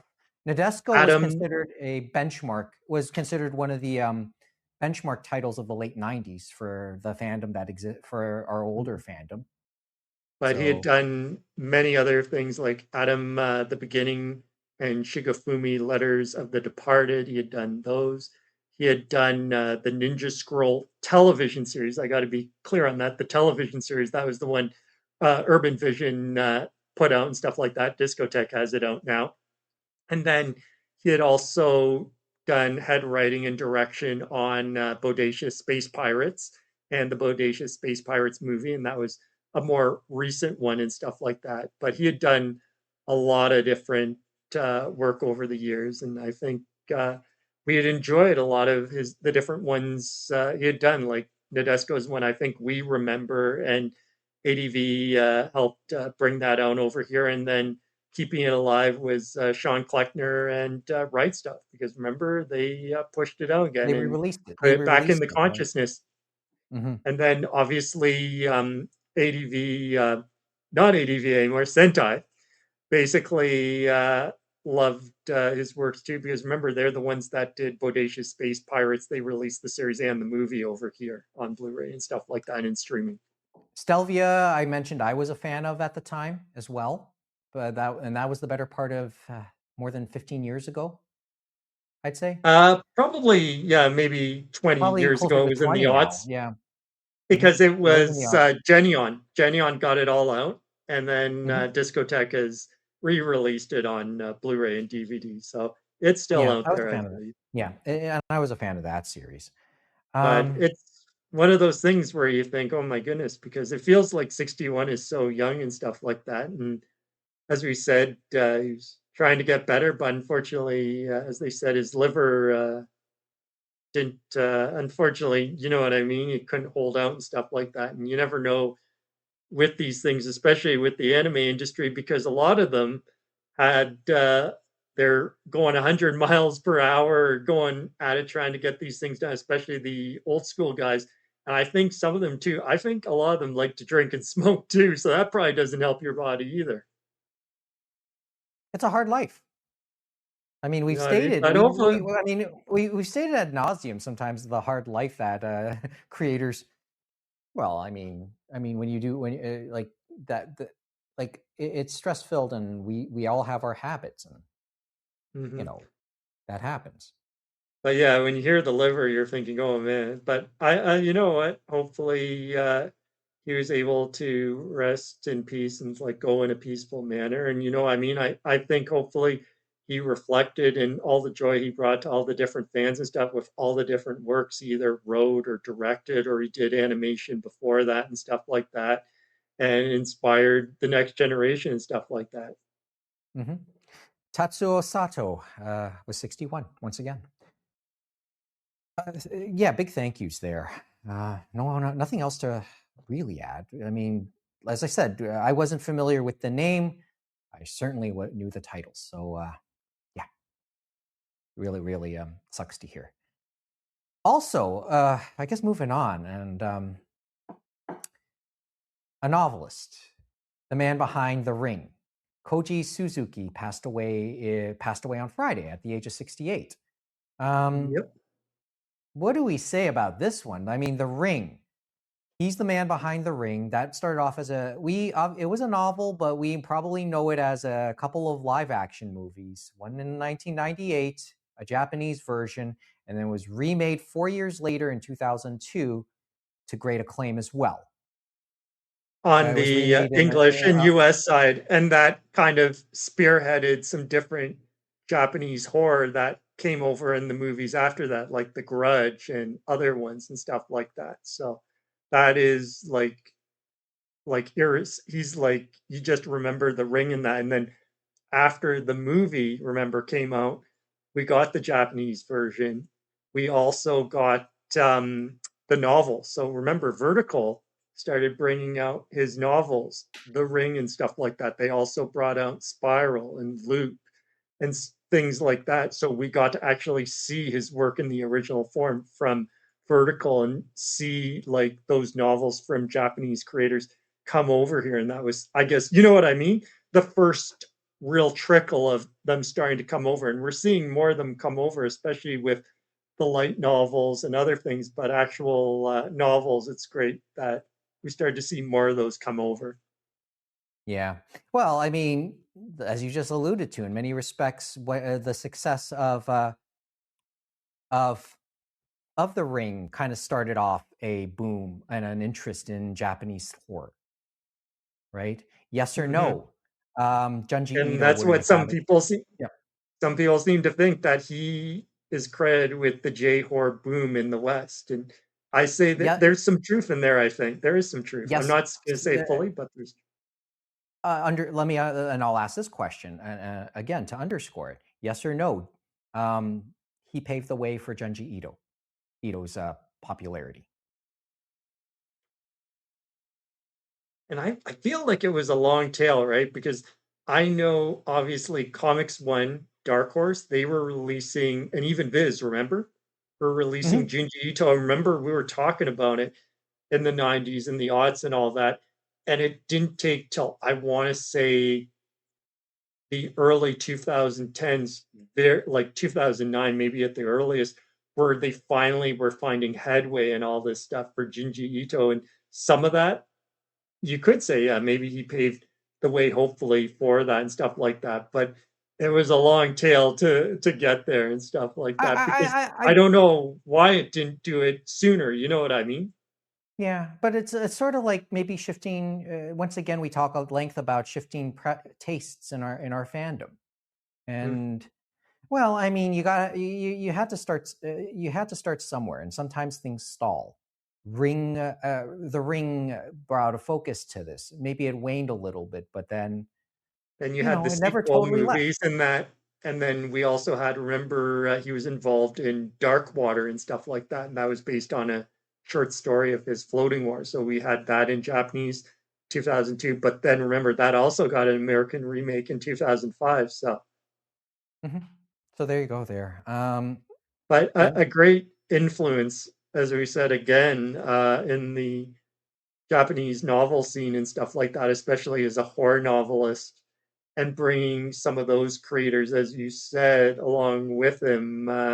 Once American audiences and English audiences got the first taste, I guess, of The Ring in the remake form, and then seeing it probably in other forms, whether it was the novel or whether it was the original Japanese film that started to come out, or to see these other creators like The Grudge or some of the other ones that came after, right? in some ways, also he may have been part of the boom of seeing westernized remakes of Japanese films, right? So not Mm-hmm. necessarily horror. I mean, around that point as well, or roughly in that point, we start to see Richard Gere kind of get a taste of wanting to remake certain Japanese films. Shall We Dance and Hachiko. Mm-hmm. He remade those two films, those two Japanese films, and for American audiences. So, I mean, when I think of that, when I think of Ring, I think of those movies as well. Not necessarily horror, but a remake, of a Japanese film. Now, now, on that topic, we've had that long discussion about remaking anime into live action, and especially westernized live action. But but in this case, we're talking about live action Japanese films. And that's probably an easier way to do it, is like they're remaking it based on an original film that was similar timestamp and stuff like that. And even if they had done it based off his original novels, like the original Ring novel, we've seen that before and stuff like that. So that's something people can understand and get behind. But when it's a longer series, right, that's continually going, that's why I think people are probably impressed with You what they've think seen so far with One Piece and stuff like that, because that just is still ongoing and it's very long. It's like, you where probably do you hit it on start? the Where do head? you end? Where do you begin? Maybe you hit it on the head. Maybe why there's a difference, because it's an established narrative, it's a complete narrative, and it's a digest. And at this point, in its complete form, it was very digestible. It had already been well digested. Nothing really needed to be distilled, Mm-hmm. right? And I think for some of it too, obviously there were adaptation like liberties taken, obviously, between the Japanese version, the American version, stuff like that. But I want to say some of it, some of that soul is still there. You know what I mean? As we talk with anime, that's the Japaneseness. It's that difference that we don't see when we're watching something that comes from North America or from somewhere else. You know what I mean? And I'm sure some people saw that when they saw The Ring for the first time, and it got their brain going, and they got to see some other works that were remade, and then maybe even think, I want to actually go and see the original. And we started to see them come out, and even getting the novels to come out too from Vertical was great too, because they definitely did some success with those, that people are like, oh, this is what it was like in the novel form and stuff like that. Mm-hmm. So there's that. Really not much else to add. So once again, ring writer Koji Suzuki was 68. The last one is you kind of have to really think about, but there's a logic to mentioning Ted Turner today. So the one and only Ted Turner passed away on Wednesday at the age of 87. He had a Lewy body dementia, and I think that's this. I think that was the same. Don't quote me, but I have to double check. That might have been the same. Could that have been the same disease that took Gordie Howe and his wife for that matter? They both had it. It was the same thing. So he was 87, and I'm going to look this up because I'm going to look up Gordie Howe as well because it did have me wondering about that, right?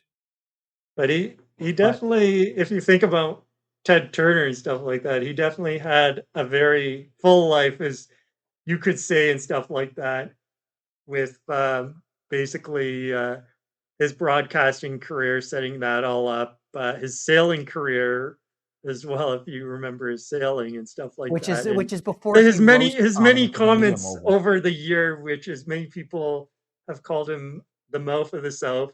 But you have to remember he was 87, so he was definitely probably a man of his generation. Yeah, and also married to Jane Fonda, and a good chunk, and actually a chunk of his political views late in the latter parts of his life were shaped by his time with Jane Fonda. And I think you That's said she wanted to stay, like they stayed great friends in that, and she actually wanted to stay married to him. But I guess he was one of those peoples that he just couldn't stop cheating, and so that kind of is a problem sometimes in a marriage. no kidding. But I guess where we go with in terms of all of this is what he did on the broadcast side. And ultimately, yes, there is an anime tie, and it's more obvious than you think. And I'll touch on that. We'll touch on that in a couple of minutes. But And it was a lot of things, I guess, with his Turner Network and in this Turner turn, Broadcasting. And we think about Turner Broadcasting, you think of TBS, you think the of Atlanta Braves. TNT, yep, Atlanta Braves and that TNT. You think of CNN and stuff like that. And he only created, and I forgot about that he only created CNN, and he created it very early on. Like I think it was in the 80s he created CNN. And Yeah, yeah, very early. It wasn't until the Gulf War in the early 90s that they got prominence, because they were the only ones left there covering it. They were on Mm-hmm. the ground. Yeah, But so there. to CNN for him, and we look at now with a different spectrum because we have many different news networks, right?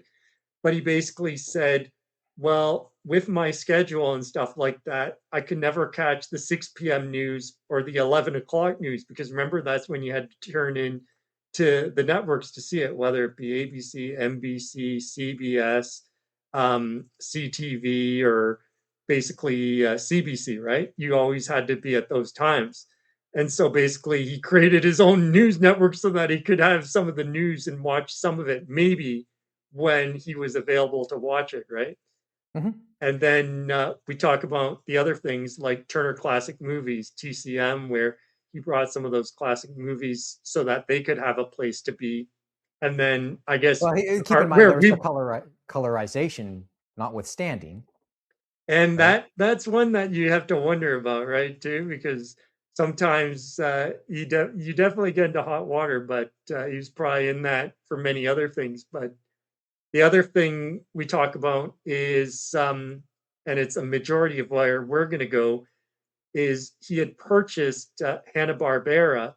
And remember, they were classic cartoons and stuff like that. And remember, they were kind of juxtaposed to Warner Brothers, because remember, Warner Brothers had their staple, Hanna-Barbera had their staple, and they were always competing in the 60s and 70s and all that. But he bought them, I guess, in the early 90s, and he used that to then create Cartoon Network in the early 90s. And that's when, I guess, in the America, because we didn't get to see it as Canadians, but in America, they had the start of that with Hanna-Barbera cartoons like Scooby-Doo, you had the Flintstones, you had Jetsons, and other things. And then he started to grow that with other cartoons that we had seen from the generations, right? And then that started to bud, as we say, into other things. Because remember, we think about Cartoon Network and even Teletoon to a degree now, some of the original animations they create by themselves now, right? For not just children, but for adults and stuff like that. And that was the growth curve that he started, was getting it to that point with the different creators that came after and stuff like that that he allowed on that station. And some of it is in the mid 90s and we forget about, but obviously we talked about it many years ago with its return of that block, which is Toonami. And Toonami, remember, had a lot of different anime and stuff like that. We talk about Dragon Ball and Dragon Ball Z. We talk about the Samurai Warriors anime. I remember watching that. And then I remember when just before Adult Swim, that remember they brought over Gundam and Gundam Wing basically to show on Toonami, but that was the cut version. And then at midnight for Gundam Wing, they would have the uncut version where you could, I guess, see a bit of blood and then hear Hiro Yuisi Damn or something like that. You know what I mean? Something a little more risque. But I remember seeing Gundam Wing for the first time, and it was funny. It premiered while I was in the States on a vacation when I was young, and getting to see that. And that's why when it finally did come to Canada to YTV, it's like, oh, I remember this and stuff like that. And why Gundam Wing was such a big thing for Canada and the US and stuff like that, because that started that progress to then the Adult Swim, like that late night Adult Swim lineup. And some of that was, yes, you had Family Guy and the other ones, but then they started to create their own and they started to bring over some of the more adult anime during the boom and stuff like that. Like you had Trigun on there, you had Cowboy Bebop on there, and the list just goes. Outlaw Witch Star was Hunter, on I there. think Like the list Witch goes Hunter on and Robin, I think was too. I think yes, Witch Witch Hunter Hunter Robin as well. Robin, yes. And so it was helping all the different companies promote some of their stuff during the DVD boom, whether it was Geneon, Bandai, or anyone else, right? Yeah, and to put it, and just if you don't believe, or if you don't take our words for it, especially what James has just said, Wednesday evening, Dave Merrill, who is an Atlanta native, by the way, and he is the host of also the host of Anime Hell here at Anime North and at Anime Weekend Atlanta at AWA. He put up a post on Facebook, also in praise of Ted Turner for the exact points you just brought up, James, and simply saying at the very end of it, how many fans would there be if it wasn't for Toonami? Like, I think a whole generation of fandom, of North American fandom, of American fandom, wouldn't exist if Toonami didn't. Where would we be without it? So that's Ted Turner's contribution to our fandom in many ways. And he got the start and he put the money where his mouth was to get some of it going and get those people that believed in it to get it moving along. And yes, that was the start of it. But as we said, yes, his company, he sold his Turner Broadcasting system to Time Warner, obviously, in the mid 90s. So, yes, but he continued on. I believe he was on the board of directors, he was a vice chairman, all that. But he continued, obviously, I guess, his support. And that obviously, him and others helped continue that legacy for those different channels and for Cartoon Network to then grow into something that people will remember and stuff like that, for not just keeping the classic content, but also creating original content and then bringing us other content from other places around the world, like anime, right? Mm-hmm. And maybe in a related point to all of this, just to start to zoom out a little bit on Ted Turner and his legacy.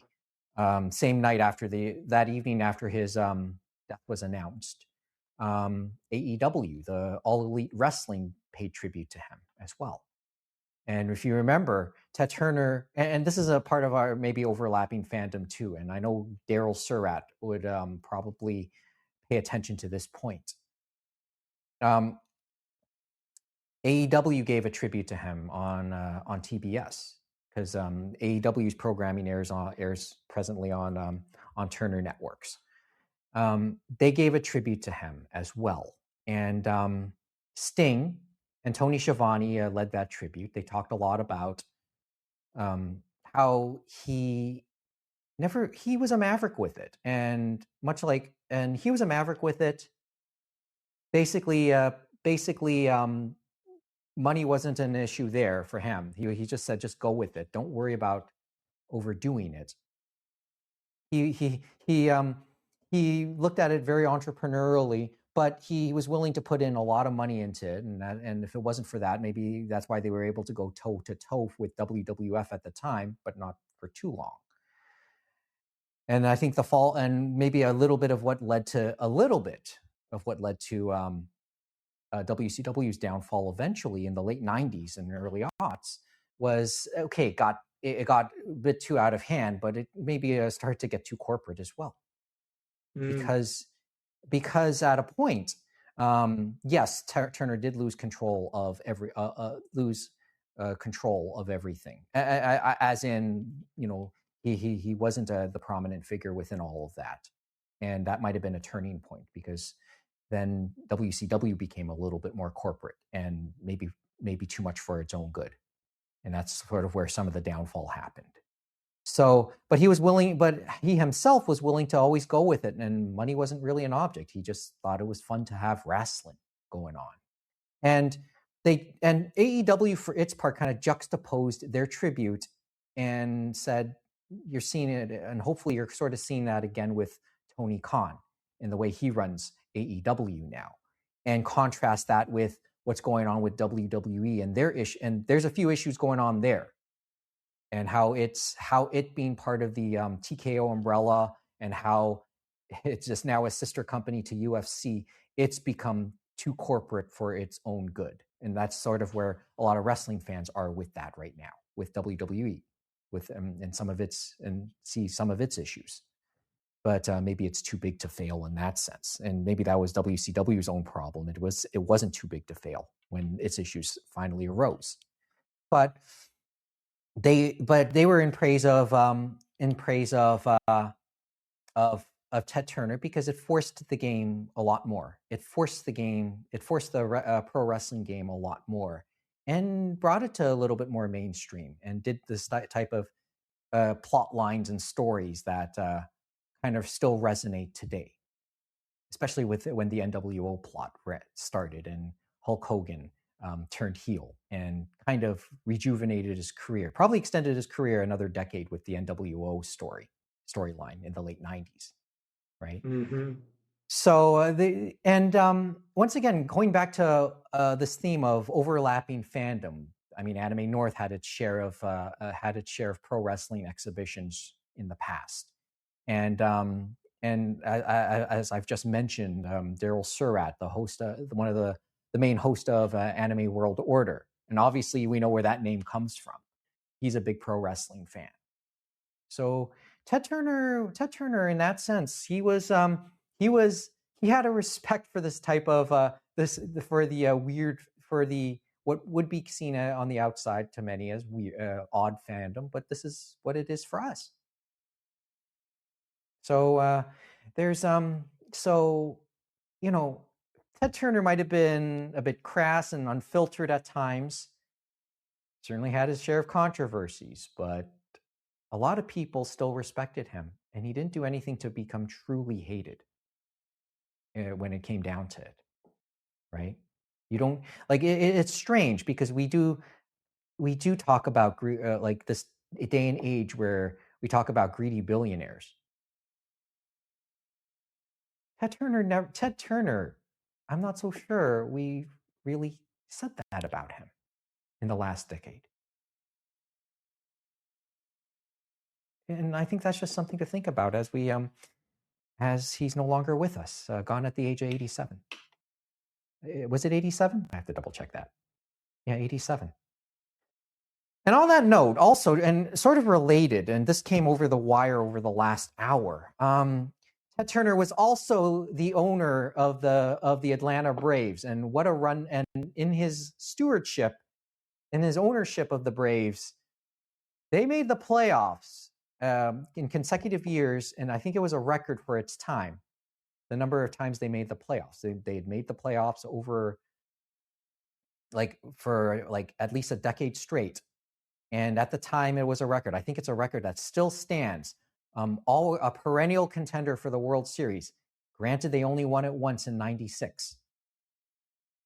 The man at the helm of the who managed those teams in the '90s, Bobby Cox. It's been announced for the last hour. He passed away as well at the age of 84. And to bring a Toronto angle into this, Bobby Cox was also the manager of the Toronto Blue Jays in the mid '80s. And was the manager of the Blue Jays when they won their first division title and made the playoffs for the first time in 1985. And was, of course, on the other side of that equation when the Jays beat the Atlanta Braves in '92 for their first World Series title. So Bobby Cox is a legend. He's a Hall of Famer, one of the most consistent managers. Him leaving the Blue Jays wasn't entirely the Jays' decision. He did leave to go back home to Atlanta to become general manager of the Braves. Ultimately, he became their manager and took them on their most successful run as well. So Bobby Cox is also gone at the age of 84. Lots of deaths to talk about this week. This is sad. Kind of sad though, but that one was kind of worth mentioning as well, since it's very much tied to all the other stuff, to Ted Turner. What a coincidence for that to happen this week. So that's the the sad stuff we really have to talk about this week. But maybe before we go, we have two more things to talk about before we go this weekend, James. Tomorrow's Mother's Day. Happy stuff for Mother's Day. I know we have dinner. I know we have dinners and brunches to see to over the next 24 to 48 hours. James, I know you have a brunch tomorrow for your mom. Correct. We're taking.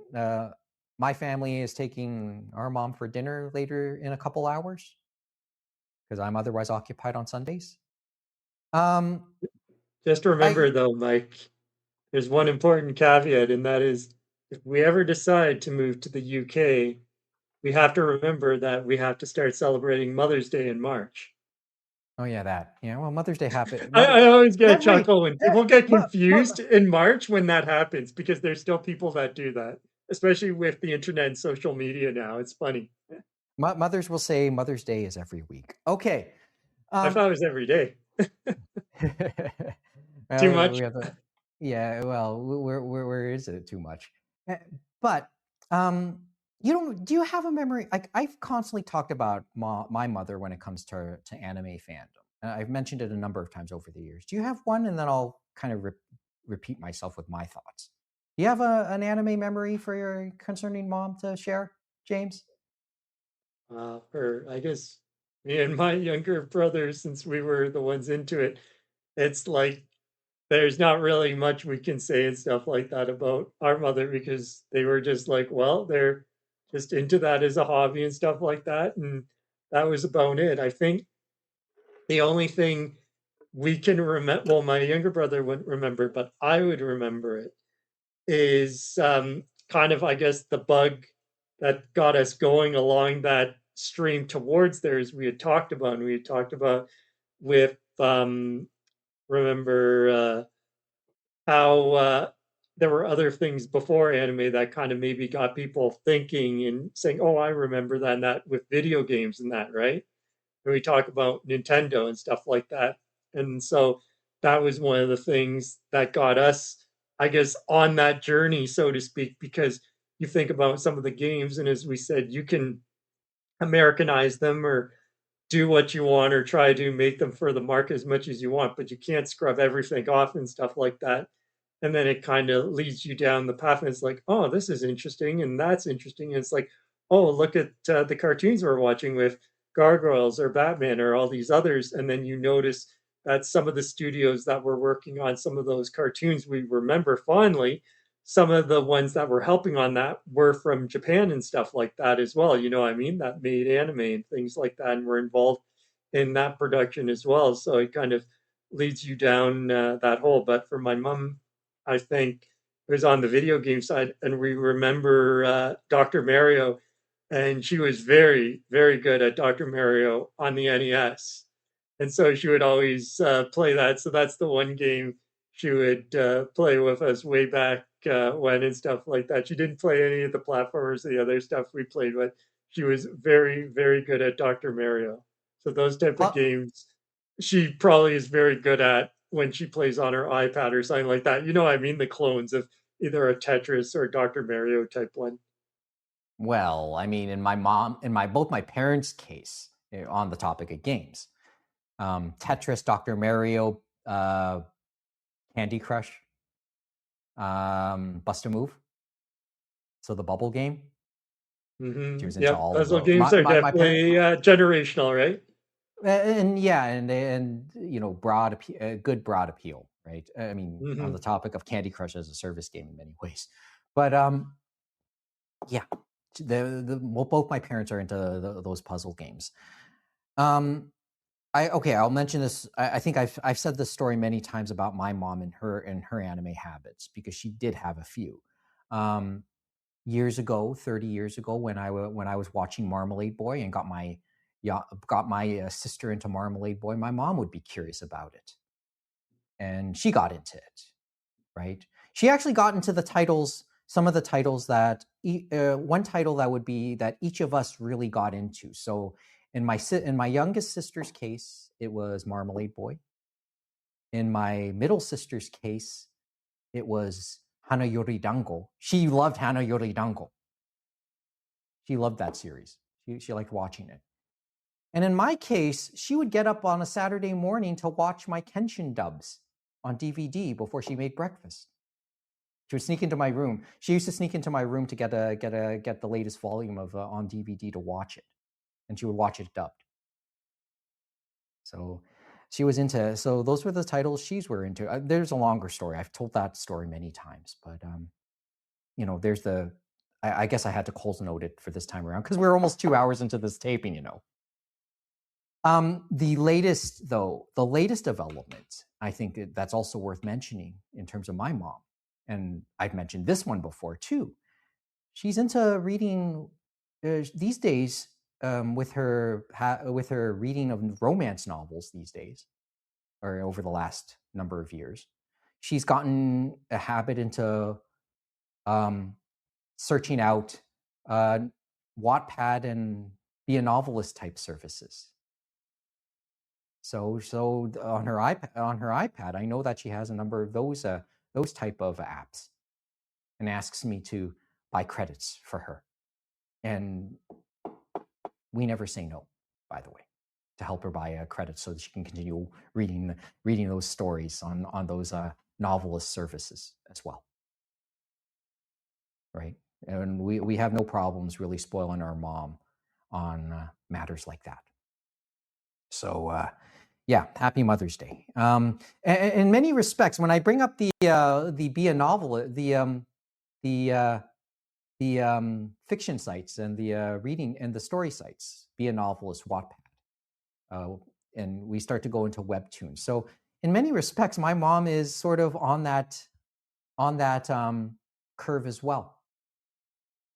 It's just maybe the types of stories she's into are different from those types of stories most of us in our fandom would be into, in our younger generations. But hear us on this, you youngins.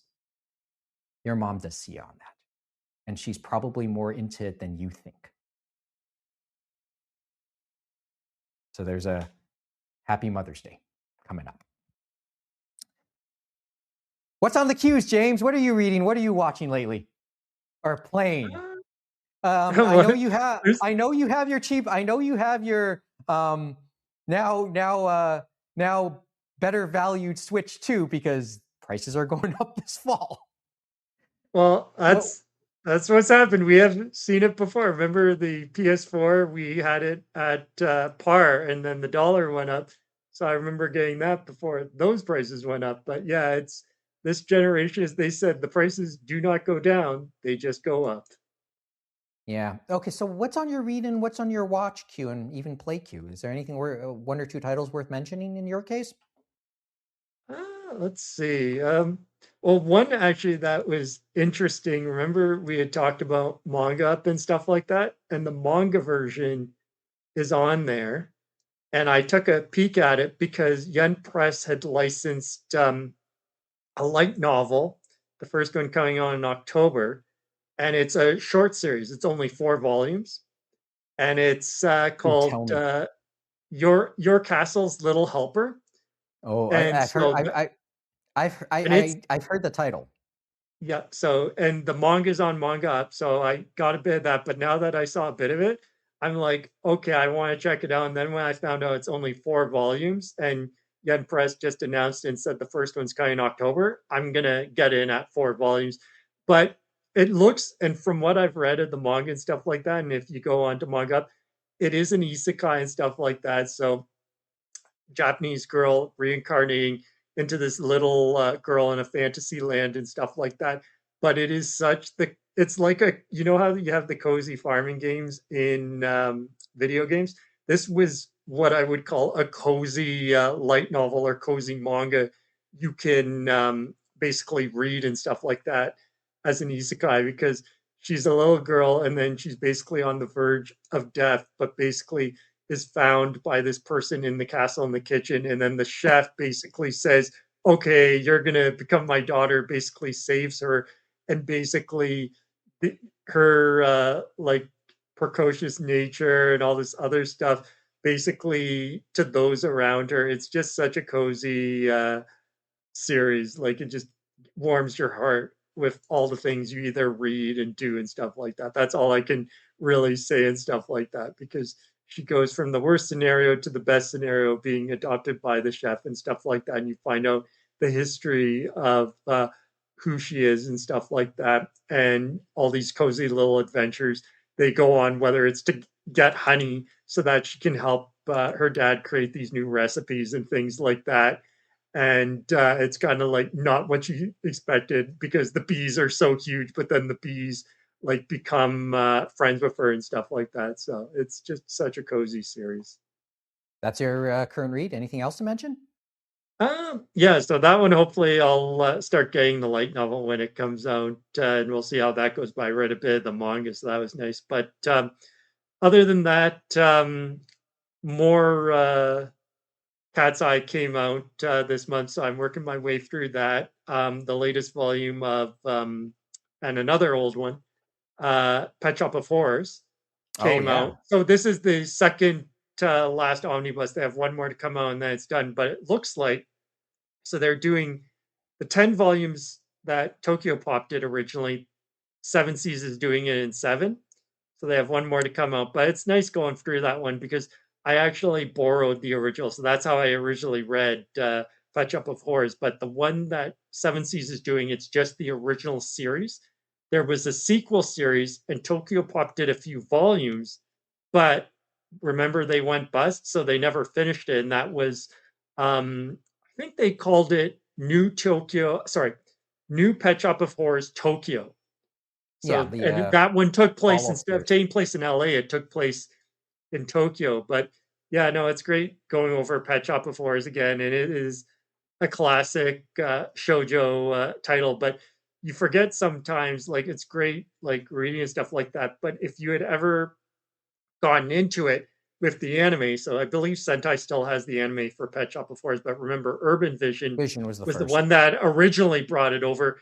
And it felt, you forget that it had the horror and all that stuff in it, but they kind of, it felt like some of the shoujo one when it went to the anime kind of wasn't there as prevalently and stuff like that. But it's still great to see it. Like, it still works, and it's great seeing it in the manga and stuff like that when you read those stories. And so it's a classic. I'm glad that Seven Seas is brought back.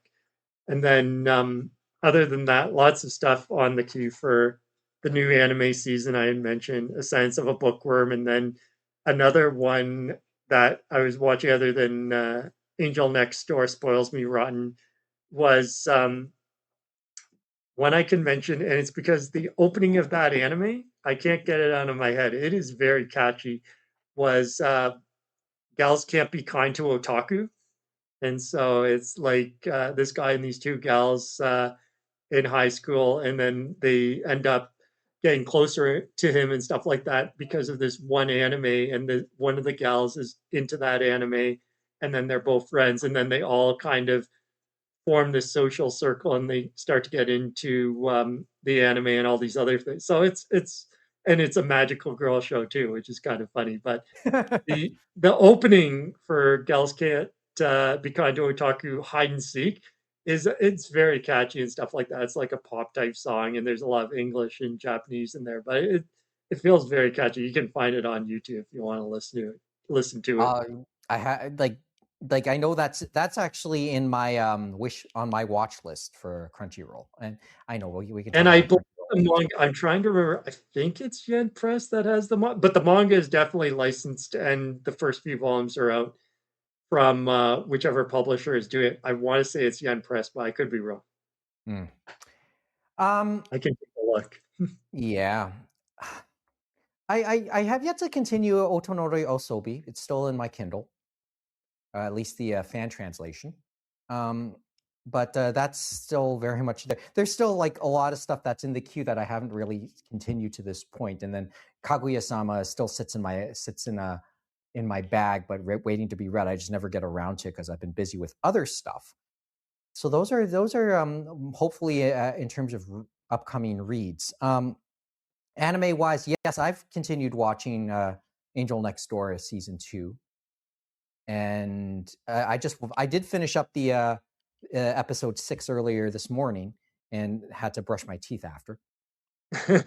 So Too much sweetness, as they say. I oh, know it. no kidding. But this one, I think this latest episode at least kind of advances an interesting story. So interesting plot that and story that we kind of became familiar with in the first season. So it kind of continues one thing about the two main characters that kind of was left. We really didn't know too much about.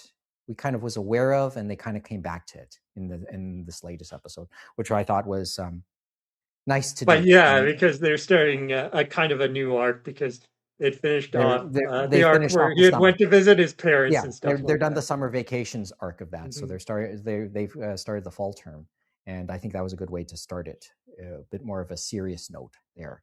Um, I did mention, okay, I mentioned in the stream that I read the manga up version of The Girl I Like Forgot Her Glasses, because it's long finished as in the manga form. So I Mm-hmm. finished And I that. believe it had an anime form as well, didn't it? Yeah, 3 years ago. And That's I'm what I was going saying. to, It was a few years. yeah, and I was I finished up as I gotten up to episode 8 of that. It goes 13. I think it only goes through half the manga. I had always maintained, and I said this in the stream, so I'll say it to you here. What's the name? What's the two characters' names again? Just out of I keep forgetting, and I'm just gonna try to It's been quickly a get this. long time, so I forgot. Komura.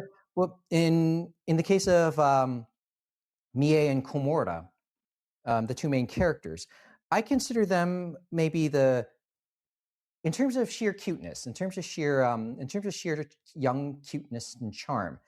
I will put them on in the same class as characters like Nakamura and Takagi from Teasing Master Takagi-san.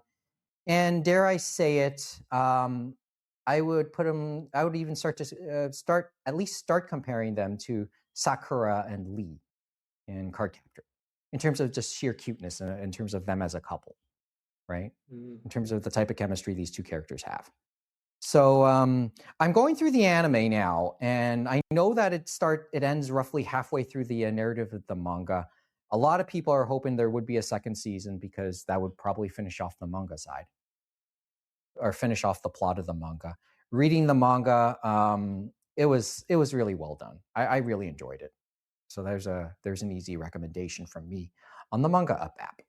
Having read I all think of it. that one is Yen Press. I think might have released that as well. Oh no, it was somebody else. I Or do was know it someone? it's out. It's out. It's out. You're right. There's a physical copy, but it's under another publisher's name. Okay, But I it's forgot probably which someone one. else, but I can't And tell you it's the like reason why 10 I or 11 mentioned that volumes. is I double checked. So Gals Can't Be Kind to Otaku. Yen Press is the publisher on that one. They have 2 volumes out so far.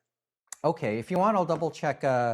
Girl I like forgot her glasses. So You know who it could be? I bet you it's Seven Seas. I'm gonna put a bet it's Seven Seas. no, it's not Seven Seas. I don't think it's Seven Um, Seas. It's well, it's referred to. They say in print form it's Square Enix, but that's not the name I saw. It certainly is in digital through Manga yeah, Up. no, definitely digital. I could see for that for Square Enix because Square Enix was the original publisher, I believe. But anyway, But yeah, it's just. Let me just double check.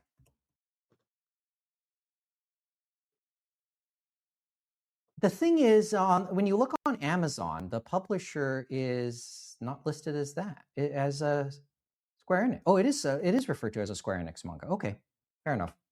So yeah, Square Enix is the publisher in for North America of that series. So see, that's the thing and is that Square Enix, like they have some of the series. Obviously, they bring some of their series, but you forget and stuff like that. That it's like, oh yeah, they're actually the ones doing it themselves. Because remember, the reason Yen Press comes up is Yen Press before they decide to get into it themselves had done it. You know what I mean? They had done a lot of the heavy lifting of bringing the physical versions for Square Enix to North America and to English audiences and stuff like that. and I guess that sort But of stuff still but now overlaps. that I look at as you said, yeah, Square Enix is the one that is doing it for Girl I Like Forgot Her Glasses. Yeah, and then so I've been going through the anime of that. If you want me to mention anything else from the current season, um, I made friends with the second prettiest girl in class. I had I had watched at least one episode of that.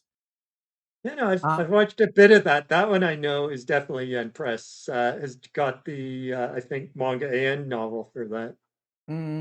well, they have it. They have the because I'm not aware of the light novel having a North American or English release at this point, an official English release, right? Yeah, I believe second prettiest girl definitely. I remember. Well, I made friends. So I made friends with Second Prettiest. Yeah, The manga has been coming out for a few years already. It's set and 7 volumes are mentioned there, and that's ongoing. The light novel I know is about to end at 10 volumes with yeah. with a side story volume. So there's a And point that one, five yeah, novel. definitely second prettiest is It's with Yen Press, and I believe they have the the manga, novel. yes, but there's nothing mentioned. Like by all accounts, I see nothing mentioned about the novel at this point. The light novel at this point hasn't been at least Hmm. nothing official. So Uh, yeah, let's just see here.